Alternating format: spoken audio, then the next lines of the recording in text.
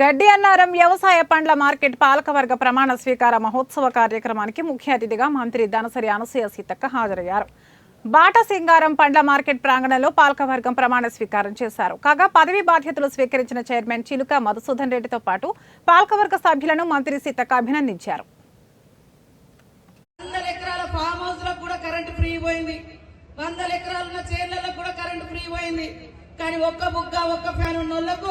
కనీసం ఒక 100 మరి యూనిట్లు కూడా నీకు కరెంట్ ఫ్రీ ఇవ్వాలనిపించలే గుడిసెలకు.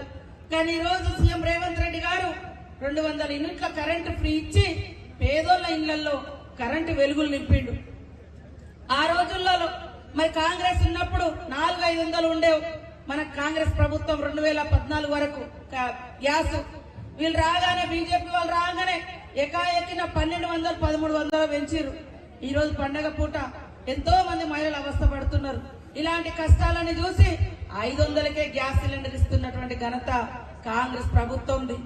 అదే విధంగా 10 ఏళ్లలో అంతకుముందు 10 ఏళ్ళ ఉద్యమ కాలంలో ఇంటింటికి ఉద్యోగం ఊరూర ఉద్యోగం అని ఊరగొట్టి మరి ఉద్యమాలలో పాల్గొనించే విధంగా వాళ్ళ యొక్క చదువులను కూడా పాప మూలకేసుకొని తెలంగాణ వస్తే ఉద్యోగం వస్తుంది అనుకుని ఉద్యమం చేస్తే 10 ఏళ్లలో మీరు ఉద్యోగాలు ఇయ్యలే. మేము ఇవాళ ఉద్యోగాలు ఇస్తే డిఎస్సి వద్దంటారు. మరి ఇంకో దిక్కు టీచర్ లేరని ధర్నా చేయిస్తారు.